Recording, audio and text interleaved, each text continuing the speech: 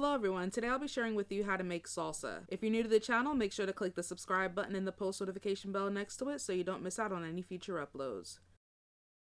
In a medium-sized bowl, we're going to add 1/4 cup of canola oil, 1/4 cup of vinegar, 1 tablespoon of lemon juice, 1/4 teaspoon of black pepper, 1/4 teaspoon of salt, a 1/2 teaspoon of garlic powder,